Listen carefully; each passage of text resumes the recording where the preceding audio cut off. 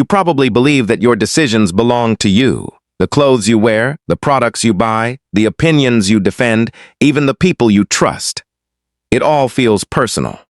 But what if many of those choices were quietly shaped by forces you never noticed? The truth is, the human brain wasn't designed to question everything. It was designed to survive. That means it constantly looks for shortcuts to save time and energy. Most of the time, those shortcuts help us. But sometimes, they make us incredibly easy to influence. The scary part isn't that manipulation exists. The scary part is that the most powerful forms of influence don't feel like manipulation at all. They feel normal. They feel familiar. And because they don't look dangerous, we rarely stop to question them. Imagine walking into a coffee shop. Everyone is standing in one line, so without thinking, you join the same line. You don't investigate whether it's the fastest one. You simply assume that if everyone else is doing it, it must be the right choice. That's not weakness. It's psychology. Researchers have spent decades studying why people follow crowds, trust authority, and change their behavior without realizing it. The goal of this video isn't to make you suspicious of everyone around you. It's to help you recognize the invisible psychological patterns that influence all of us every single day. The first mind game is social proof. Human beings are social creatures. When we're uncertain, we instinctively look at other people for clues about what's correct. That's why restaurants with long lines attract even more customers. It's why products with thousands of reviews sell faster. It's why a viral post suddenly feels more believable, simply because millions of people have shared it. But social proof can also be used against you. Imagine you're the newest employee in an office. Everyone laughs at a joke that isn't funny. You laugh too, not because you found it amusing, but because your brain wants to fit in. That tiny decision seems harmless, yet it reveals something powerful. Sometimes we don't follow the crowd because they're right. We follow because being different feels uncomfortable. The second mind game is reciprocity. Have you ever accepted a free sample at a grocery store and then felt strangely guilty walking away without buying anything? That's reciprocity in action. Psychologists have found that when someone gives us something, even something small, we naturally feel pressure to return the favor. Businesses understand this. Salespeople understand this. Even people in everyday relationships sometimes use it without realizing it. A coworker helps you with a project, then later asks for a favor you're not comfortable giving. Suddenly, saying no feels harder than it should. The favor wasn't necessarily manipulation, but the feeling of obligation inside your mind is very real. The lesson isn't to stop accepting kindness. It's to recognize that gratitude shouldn't replace good judgment. A gift doesn't mean you owe someone your values, your time, or your boundaries. The third mind game is authority bias. From childhood, we're taught to trust teachers, doctors, police officers, and experts. Most of the time, that's a good thing. Expertise matters. But authority can also influence us in surprising ways. Think about advertisements where someone wears a white lab coat to promote a product. Many viewers subconsciously assume the product is more trustworthy, even if that person isn't actually a medical professional. The symbol of authority becomes more persuasive than the evidence itself. The same thing happens online. A confident voice, a large following, or a verified badge can make people accept claims without asking for proof. Confidence is not evidence. Popularity is not accuracy. And authority should never replace critical thinking. The strongest minds aren't the ones who reject every expert. They're the ones who ask, what's the evidence? The more you understand these invisible influences, the more control you regain over your own decisions. And we've only covered the first three. The next four are even more subtle, because they don't just influence what you do, they influence who you become. The fourth mind game is fear of missing out, better known as FOMO. Think about the last time you bought something because it was available for today only, or almost sold out.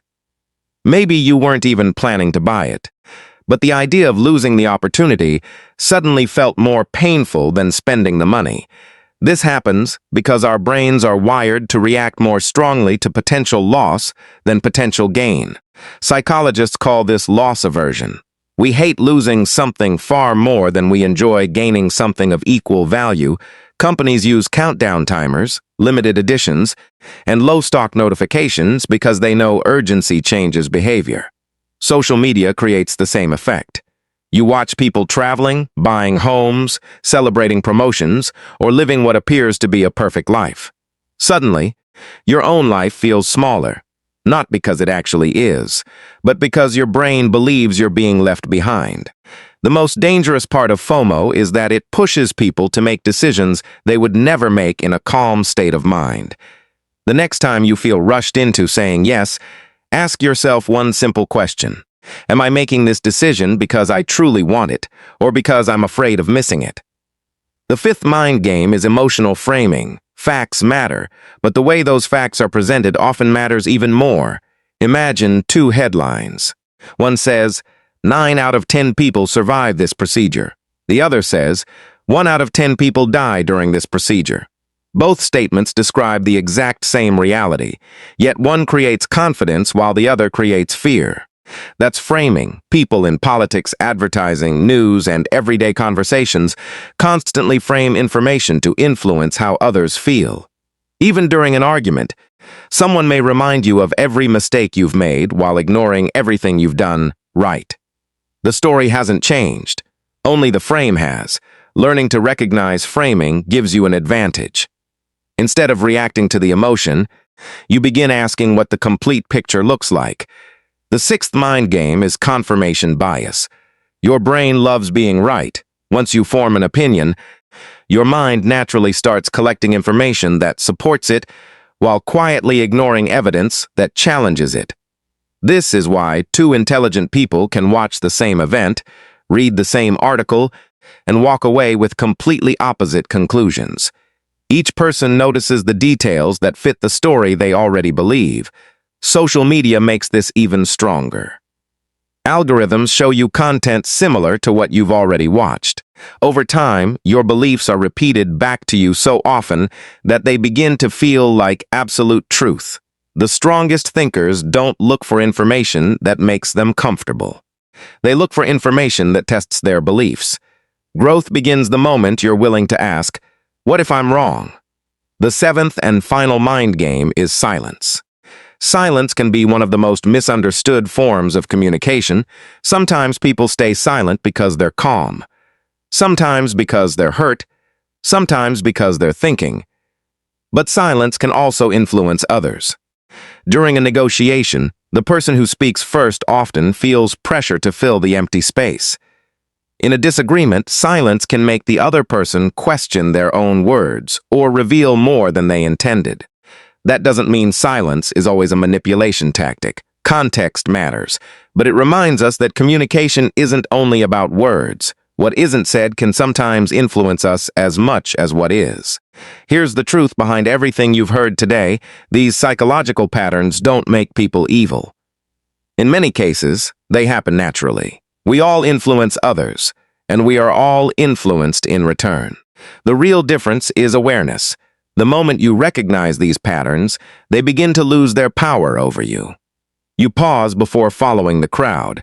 You question urgency. You separate confidence from evidence. You become curious instead of reactive. Mental strength isn't about controlling other people. It's about refusing to let invisible influences control you. Because the most powerful mind in the room isn't the loudest one. It's the one that still belongs to its owner.